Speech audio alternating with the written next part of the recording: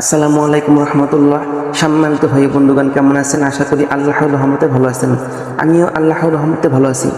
আবারও হাজির হয়েছে আপনাদের মাঝে গোপালগঞ্জ মিডিয়া সেন্টার চ্যানেলে। তো ভাই বন্ধুগণ, আগে ভোট বাঁধো, তারপর আল্লাহর ওপর ভরসা করো।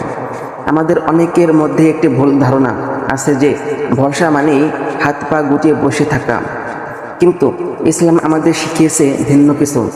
বিখ্যাত সাহাবী আনাস রাদিয়াল্লাহু আনহু থেকে বর্ণিত একটি চমৎকার ঘটনা আছে।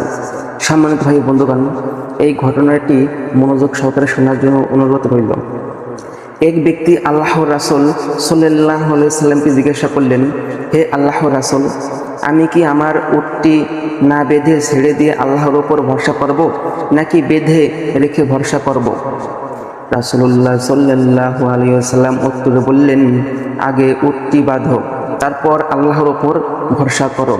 সুনানে তিরমিজি শরীফের হাদিস নাম্বার 2517। এই হাদিসটি হাসান। ইসলাম আমাদের শেখায় চেষ্টা করা, আমাদের দায়িত্ব পরীক্ষার জন্য পড়ালেখা করা, অসুস্থ হলে চিকিৎসা নেওয়া বা উপার্জনের জন্য পরিশ্রম করা, এগুলো হলো উট বাঁধার মতো। ফলাফল আল্লাহর হাতে।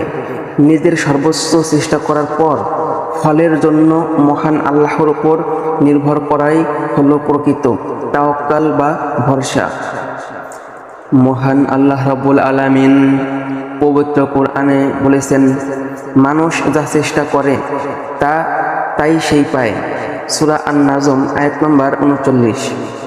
আরেকটি আয়াতে মহান আল্লাহ রাব্বুল আলামিন বলেছেন, আর যখন তুমি কোনো সংকল্প করবে তখন আল্লাহর উপর ভরসা করো, নিশ্চয়ই আল্লাহ তাআলা তার উপর ভরসাকারীদের ভালোবাসেন। সূরা আলে ইমরান আয়াত নম্বর 159।